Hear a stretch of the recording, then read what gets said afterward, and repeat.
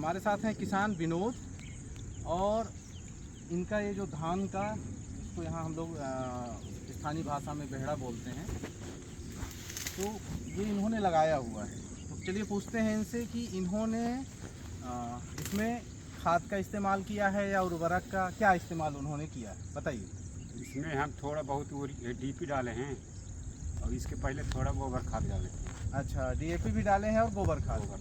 और अब इसके बाद आपको जब आप लगाएंगे दूसरे खेत में, फिर क्या डालेंगे? फिर वही गोबर खाद डालेंगे और डीएपी और गोबर खाद दोनों डालेंगे। वैसे कोशिश ये करें कि डीएपी का इस्तेमाल कम से कम करें, गोबर के खाद का इस्तेमाल करें ज़्यादा। उससे फ़ायदा क्या होगा जानते हैं? उससे फ़ायदा ये होगा कि डीएपी की खाद को यदि एक बार डाल दिया हमने, तो दूसरे साल फिर से हमको डालना पड़ेगा। और यदि नहीं डालेंगे तो अच्छे से नहीं होगा। लेकिन हाँ, नहीं होगा। लेकिन गोबर की खाद का फ़ायदा क्या होगा?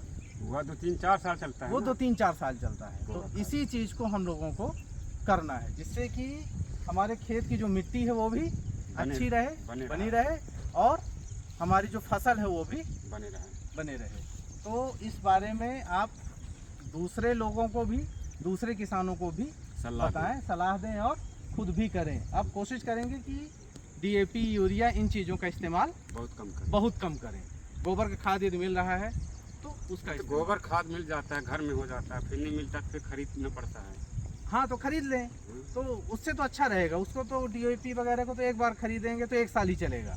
गोबर की खाद 2-3-4 साल चलता है। 2-3-4 साल चल जाता है, और उससे हमारी मिट्टी भी अच्छी बनी रहती है। तो यही चीज़ साइंस ऑन व्हील्स के माध्यम से हम लोगों को, किसानों को जागरूक करके बता रहे हैं। चलिए, धन्यवाद विनोद जी आपका।